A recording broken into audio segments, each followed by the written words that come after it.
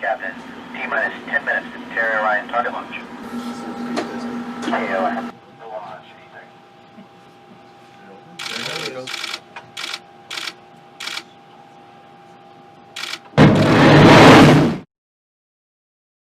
Салют диванному легиону. Вот мы и добрались до гиперзвукового оружия.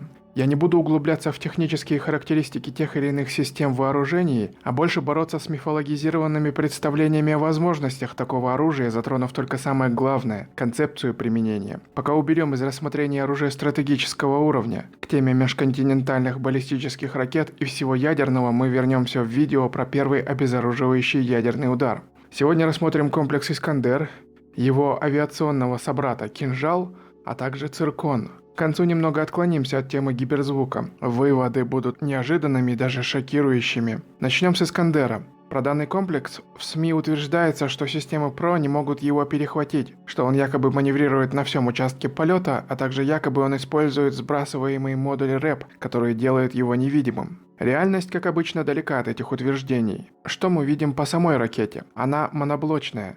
Разделяющихся ступеней у нее нет, и у нее нет стартового контейнера. В каком виде она взлетает, в таком виде она падает на цель. Откуда у нее могут вываливаться модули РЭП, я не представляю. Возможно, что из этих круглых отверстий в хвосте ракеты. Пояса газодинамических рулей по бокам нет. Управление осуществляется вектором тяги сопла, который при всех своих достоинствах будет работать до тех пор, пока работает маршевый двигатель. Стабилизаторы хоть и могут корректировать траекторию полета, но вот никаких противоракетных маневров с их помощью не добиться. А значит, никакого маневрирования на всем участке полета быть не может. Но главное, что перед нами ракета в процессе полета, набирающая большую высоту, а затем оттуда летящая на цель. Обычная баллистическая ракета имеет предсказуемую траекторию. И радар ПРО, зная точку А и точку Б в траектории, зная ее скорость, точно может вычислить, где у ракеты точка С и Д, и отправить навстречу противоракету. «Искандер» нельзя однозначно назвать баллистической ракетой, и пока у него работает маршевый двигатель, формирование траектории за счет управляемого вектора тяги не будет завершено, и знание точки А и точки Б ничего не даст в понимании, где у ракеты точка С. Но вот после выключения двигателя она уже ничем от баллистической ракеты отличаться не будет, и траектория ее станет предсказуемой. При этом ракета взлетает вверх в стратосферу, и в отличие от крылатых ракет, прижимающихся к Земле, большую часть своей траектории будет находиться в поле зрения вражеских РЛС. При этом на конечном участке траектории скорость ракеты сильно упадет вследствие излета и торможения плотные слои атмосферы. Поскольку никаких змеек она крутить не может, разделяющихся частей у нее нет, то комплексы Aegis Ashore с ракетами SM-3 и противоракетный THAAD будут вполне эффективным решением. Напомню, что такие системы развернуты в Польше и Румынии, и развернуты они явно не против иранских баллистических ракет, а система Aegis является типовой для американских крейсеров и эсминцев, которые периодически посещают Черное море и не только. Ракета SM-3 обладает скоростью в 3-4 км в секунду, что позволит без проблем перехватывать летящую почти вдвое медленнее ракету Искандера. Ну и комплекс С-400 в распоряжении Турции точно так же прекрасно перехватывает такие цели. На проходящих в РФ учениях данные ЗРК постоянно сбивают баллистические ракеты и очень часто в качестве мишени используют именно ракету Искандера. Вряд ли SM-3, THAAD или С-400 собьют все ракеты, особенно при залповом пуске. Но при таком пуске придется учитывать противоракетный потенциал атакуемой стороны и тратить больше ракет, чем размещенные на данной местности комплексы ПРО смогут перехватить. Запомните этот момент, потому что мы к нему еще вернемся. Теперь как применяется Искандер? Для того, чтобы ракета поразила цель, ее сперва нужно обнаружить. Для этого обычно применяется спутниковая и авиационная разведка. Обработка тех же спутниковых снимков занимает определенное время. Это может быть и 30 минут, а может быть и 5-6 часов. В любом случае, даже получив информацию от авиационной разведки в кратчайшие сроки, комплекс «Искандер» не сможет сразу запустить ракеты. Для этого придется сформировать полетное задание. Продолжительность этой операции раньше занимала до нескольких часов, а после 2017 года было сокращено от 30 минут до 1 часа. У меня нет идей для каждой ли это ракеты, для отдельной пусковой или, допустим, для нескольких машин под управлением подвижного пункта подготовки информации. Давайте будем считать, что для всех комплексов в составе бригады полетное задание можно подготовить за 1 час. Запомним и этот момент. Теперь берем численность ракетных бригад, оснащенных «Искандерами». Всего бригадных комплектов на 2018 год было поставлено 12, а затем за 3 последующих года было закуплено еще 2 бригады. И на сегодняшний день их 14. В каждой бригаде по 12 пусковых и 12 ТЗМ, а всего 48 ракет при 24 в одном залпе. 48 умножаем на 14 – это 672 ракеты за 14 лет переоснащения ракетных бригад. Где эти бригады базируются? Я отметил на карте РФ точки их дислокации. 3 бригады на Дальнем Востоке, 2 в Восточной Сибири, 1 под Оренбургом, 3 на Кавказе и 1 в Крыму, 2 в центре и 2 на северо-западе, 1 под Питером, другая в Калининграде. Как можно заметить, на самом концентрированном участке сосредоточено не более 4 бригад, а это 96 ракет в одном залпе и еще 96 через 1,5-2 часа после смены позиции, перезарядки и повторного ввода полетного задания. Что является типовой целью данных ракетных комплексов? Это авиация на аэродромах, вражеские корабли в портах, склады с боеприпасами, топливом, но прежде всего авиация противника в пунктах базирования. Все современные конфликты, начиная со Второй мировой, побеждались прежде всего в воздухе. Теперь смотрим на то, что из себя представляют спутниковые снимки какой-нибудь авиабазы НАТО, например, Инжерлик. На этой базе я насчитал не менее 50 бронированных ангаров, еще 15 больших ангарных построек и до 20 окопанных валами объектов, которые, скорее всего, являются хранилищами боеприпасов, плюс еще с десяток отдельно стоящих самолетов. 95 объектов, на уничтожение каждого из которых придется потратить по одной ракете «Искандера» в неядерном оснащении. Какая-то часть ракет в полете отклонится от траектории.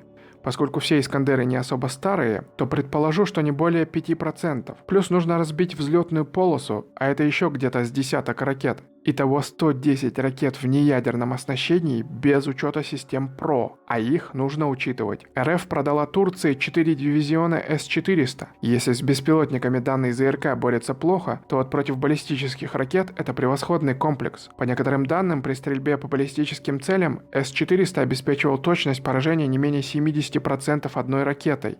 Для прорыва стандартного дивизиона С-400 нужно потратить от 16 до 32 ракет на каждый дивизион или на каждую авиабазу под прикрытием такого дивизиона.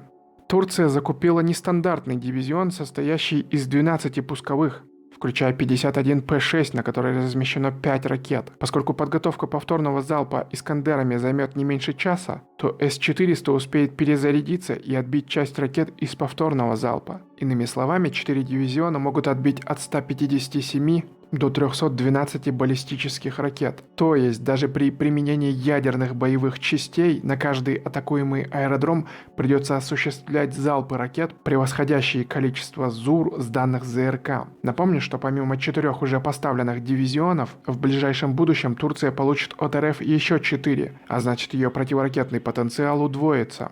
Уверен, что в этот момент многие комментаторы начнут писать про закладки, которые якобы не позволят применять С-400 против РФ. Это, конечно же, ерунда. Позже я покажу вам, что такое настоящая закладка. Возвращаясь к базе Инжерлик, знаете, что главное? Посмотрите внимательно на эти ангары. Вы можете сказать, что у них внутри? Эти ангары могут быть пустыми, в некоторых из них могут быть самолеты. Со спутника этого не видно. А крытые и бронированные ангары хороши не только тем, что на каждый из них нужно тратить по ракете. Это еще и отличная маскировка. Можно оставить несколько нелетных машин на видном месте, а остальные самолеты перебазировать на другие аэродромы и спрятать. Это будет особенно актуально, если Турция заранее приготовится к войне и рассредоточит свою авиацию по запасным аэродромам, а благодаря крытым ангарам установить факт перебазирования будет затруднительно. Выходит, залп 4 бригад «Искандеров» не гарантирует уничтожение даже одного авиакрыла. Вспомните обстрелы персами авиабазы Айн-аль-Асад 8 января 2020 года. Цели достигли не то 10, не то 12 ракет из 15 выпущенных, но уничтожить базу не вышло. Они зацепили несколько ангаров, но американцы отделались легким испугом, жертв не было. Да, персы зачем-то заранее сообщили об атаке, и будь атака внезапной, то несколько самолетов и вертолетов, возможно, зацепило бы. Но для ликвидации такого объекта и уничтожения всего авиакрыла потребовалось бы не меньше сотни ракет, потому что и на этой базе полно ангаров, затрудняющих разведку и целеуказание. Иран это отлично понимает и поэтому держит огромные арсеналы в подземных укрытиях. Тысячи и тысячи ракет. Если пример Ирана для вас не показатель, то берем американцев во время событий в Югославии в 1999 году. Имея тотальное превосходство в воздухе, даже истребительную авиацию им не удалось уничтожить полностью, а говорить о каком-либо разгроме сербской армии вообще не приходилось. Аналогичная ситуация с пунктами управления БПЛА, командными пунктами и центрами принятия решений. В большинстве стран глава государства – это формальная должность, не имеющая абсолютной власти и не являющаяся незаменимой фигурой. Ликвидация его ничего не изменит, поскольку на этот случай есть должностная пирамида, где одно выбывшее лицо будет тотчас же заменено другим. Если же речь идет о звене управления армией, то и здесь структура, как правило, многоступенчатая. Практика показывает, что примеров удачных ударов по командным пунктам в истории современных войн было очень мало, а если командные пункты и атаковались, то это не приводило к потере управления армией, даже в случае полного превосходства противоположной стороны в средствах нападения.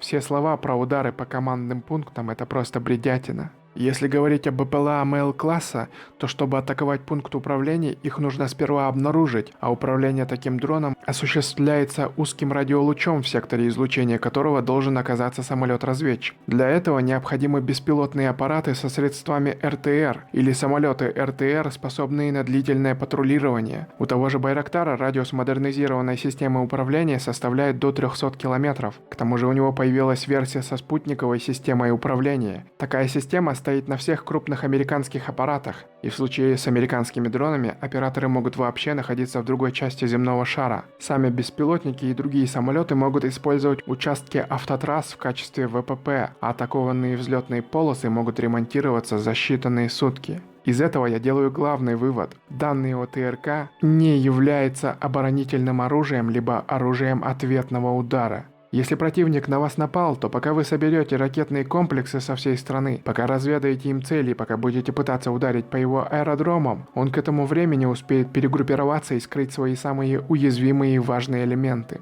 Все наносители ударов по аэродромам и пунктам управления.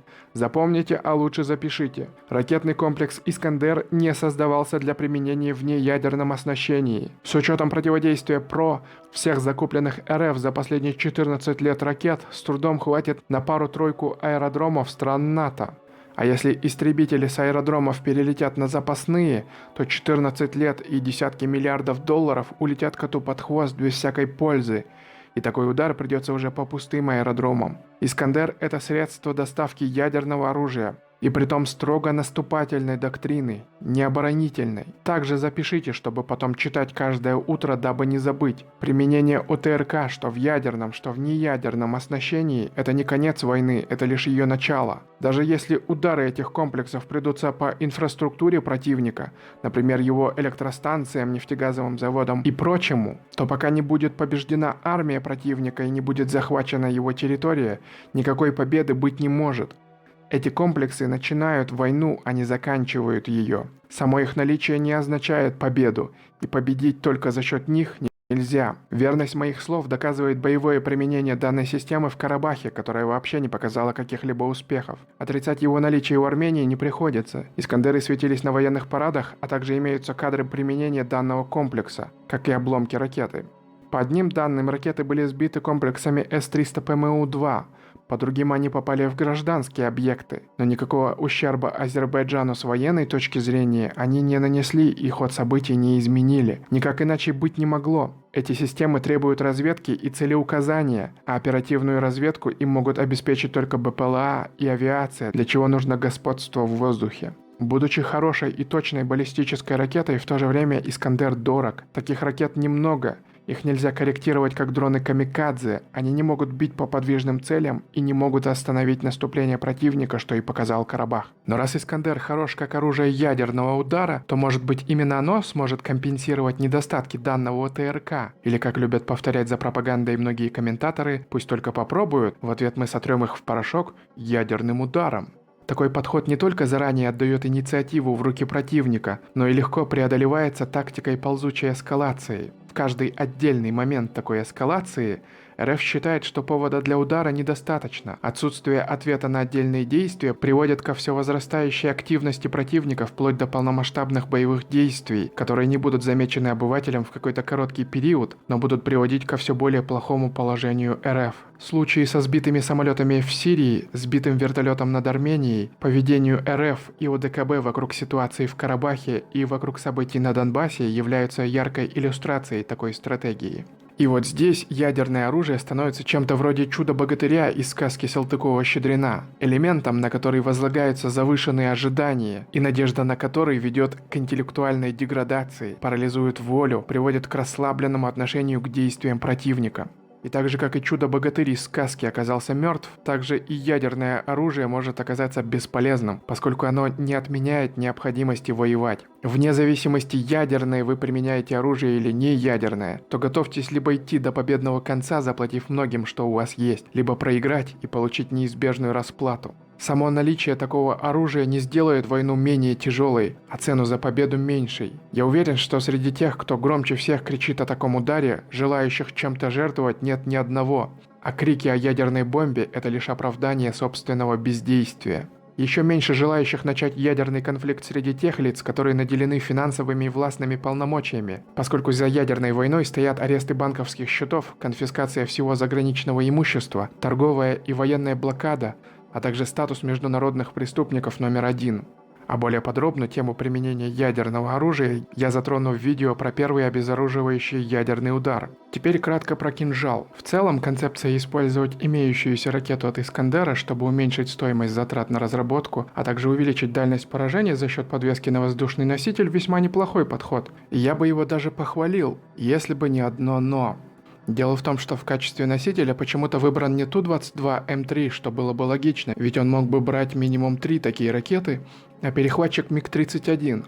Последние не выпускаются уже более 25 лет, не производятся и двигатели для этих уникальных машин. МиГ-31 осталось не так уж и много, и было бы лучше сохранить их как перехватчики. Никакой замены в виде мифического МиГ-41 не произойдет никогда, поскольку КБ Микояна находится, мягко говоря, не в очень хорошем состоянии, а разработка такого самолета обойдется в сотни миллиардов рублей, а может быть и триллион, который не исключено, что возьмут за счет закупок уже имеющихся истребителей. И то не факт, что деньги потратят, а самолет в итоге появится. То есть лучше, чем МиГ-31, РФ уже ничего не сделает, а вот хуже запросто. Для того, чтобы подвесить кинжал к фюзеляжу, нужно полностью переделать систему подвесок вооружения, и после этого МиГ-31 больше не сможет брать на борт ракеты Р-33 и Р-37. Это значит, что он не сможет быть истребителем ПВО. По слухам, с него снимают еще и радар, так как он много весит, да и вообще непонятно, зачем ему радар, что он им будет наводить. Если все МиГ-31 будут переделываться подобным образом, то РФ лишится превосходного перехватчика и получит какого-то Франкенштейна, ослабив истребительную авиацию.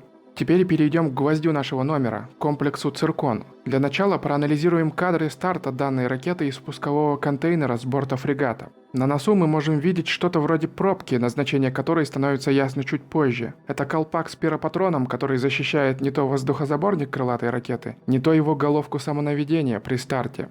Далее сразу бросается в глаза идентичность старта якобы «Циркона» и комплекса «Бастион». Последовательность запуска этих ракет настолько схожа, что либо «Циркон» — это модернизация «Оникса», либо же из соображений секретности нам показали старт «Оникса» под видом «Циркона». Последнее, скорее всего, наиболее вероятно. Даже не имея вообще никаких сведений о ракете, я могу указать сразу на несколько ее фундаментальных проблем. Первое. Как ее наводить? Основной целью данной ракеты являются прежде всего крупные надводные корабли, а в идеале авианосцы. Но корабли, если они не стоят в порту, достаточно мобильные. Атомный авианосец способен развивать скорость более 50 км в час и поддерживать ее очень долгое время. Для того, чтобы уничтожить подобную цель, нужно непрерывное внешнее целеуказание. А вот с этим начинаются проблемы. В советские времена задачу обнаружения решали космические аппараты «Целина», которые находили цель по радиообмену. А помимо них задачу целеуказания решали космические аппараты «Легенда». На смену им пришла система «Лиана», состоящая из аппаратов РТР типа «Лотос» и спутника активного наведения типа «Пион НКС». Всего рабочих «Лотосов» на орбите не то 3, не то 4 штуки, и летом 2021 года был запущен первый «Пион». У таких спутников есть слабое место. Находясь на орбите в 900 километров, такой аппарат будет появляться над какой-нибудь точкой Земли площадью в пару сотен тысяч квадратных километров всего на 1 минуту за один оборот, или примерно 15 минут за сутки. Я не могу сказать полосу какой ширины сканирует такой спутник. Это может быть и 500 километров, и 1000. Допустим, что он с гарантией перекрывает 700-километровую полосу. В принципе, этого достаточно, чтобы контролировать море на расстоянии больше 1000 километров от своих берегов в случае правильного выбора орбиты спутника. Полосу шириной в 700 километров авианосец будет преодолевать минимум часов 10, а значит его много раз обнаружат. Но обнаружение не равнозначно сопровождению цели. Такие спутники лишь оповещают о наличии противника, но вот наводить ракеты – это уже задача пиона, который, напомню, имеется в единственном экземпляре. Это значит, что циркон или любая другая противокорабельная ракета могут применяться только относительно недалеко от своих берегов, в зоне действия спутников и авиации. Задачу наведения своих крылатых ракет на корабли американцы возлагают не только на космические аппараты, хотя со спутниками у них ситуация на порядок лучше, чем у РФ. Главное, чем они наводят свои ракеты, это самолеты ДРЛО, палубные Хоккай, Аваксы или, например, Тритоны. Чтобы такие самолеты могли действовать, не боясь, что их собьют, американцы делают все для достижения тотального господства в воздухе, прежде всего за счет численности истребительной авиации, которая у них самая большая по количеству в мире.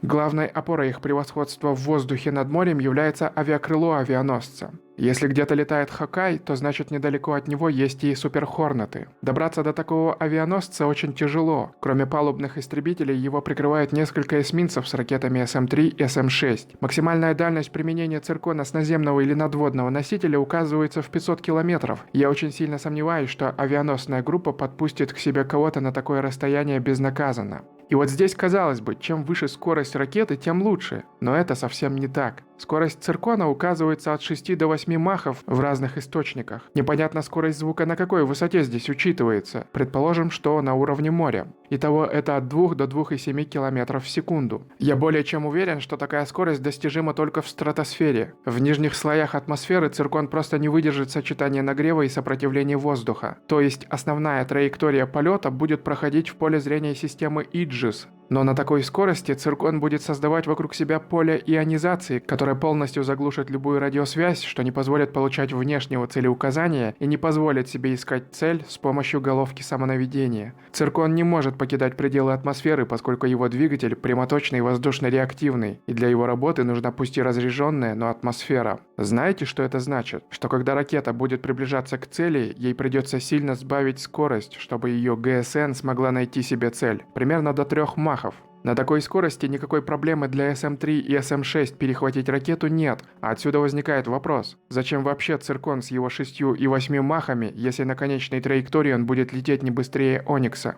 Здесь у вас может возникнуть технический вопрос. А как зенитные ракеты могут наводиться на гиперзвуковые баллистические или крылатые ракеты, если на них точно так же будет воздействовать ионизация воздуха? Дело в том, что на примере С-400 перехват ракет осуществляется на небольшом расстоянии от комплекса, где ракета ЗРК или системы ПРО еще не утратила свою скорость, в то время как скорость баллистической или крылатой ракеты к этому времени падает от 1 до 3 махов.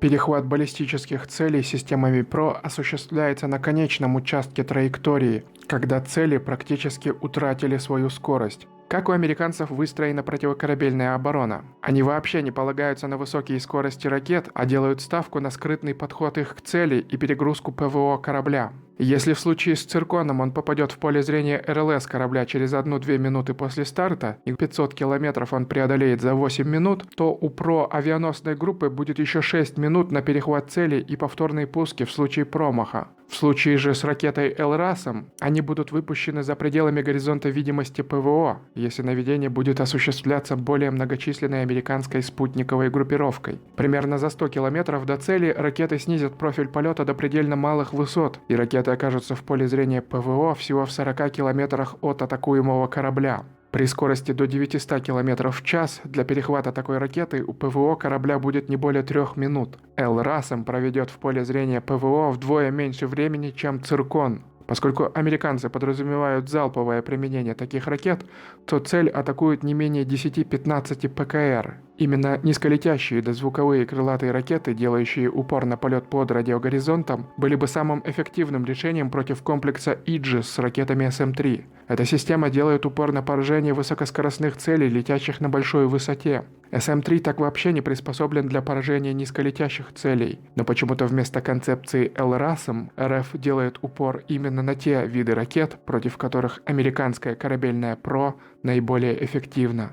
Сделаем промежуточные выводы. То, что называют гиперзвуковым оружием, сильно переоценено, а его эффективность без ядерных боевых частей исчезающе мала. Такое оружие, будь то Искандер, кинжал или циркон, не может самостоятельно выполнить ни одной задачи. Им не по зубам уничтожение командных пунктов или пунктов управления БПЛА. Они бесполезны против аэродромов и авиации противника. Даже наличие ядерных боеголовок требует первого внезапного применения, поскольку при иных обстоятельствах противник может убрать из-под удара свою авиацию. Радиус действия Искандера не позволяет ему поражать объекты на большой глубине. Например, почти все крупные турецкие авиабазы находятся вне зоны поражения Искандера. Это дорогие и малочисленные ракеты, которые непригодны для атак подвижных целей, а также критически зависимы от устаревания разведывательной информации. Системы ПРО сильно повышают расход таких ракет и требуют массированного применения, превышающее количество таких комплексов, дислоцированных в любом отдельном военном округе РФ.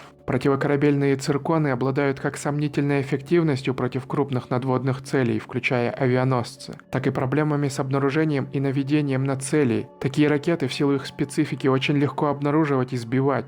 А большая скорость и высота полета являются не преимуществами, а недостатками циркона и других сверхзвуковых ракет. Баллистические или крылатые ракеты эффективны лишь как часть наступательного потенциала, основой которого является авиация, неважно пилотируемая или беспилотная. Без авиации польза от таких ракет ничтожно мала. Для того, чтобы наводить баллистические ракеты, нужна разведывательная и беспилотная авиация. Чтобы защитить беспилотники и завоевать превосходство в воздухе, нужна истребительная авиация. Борьба с ПВО ляжет на БПЛА и дроны камикадзе. Для нужд ПВО вновь требуется истребительная авиация. Если стоит задача утопить вражеские корабли, то нужно завоевать превосходство в воздухе над морем. А затем истребители и бомбардировщики с ПКР довершат дело. Завоевание господства в воздухе – это альфа и омега, жизненная необходимость современной войны.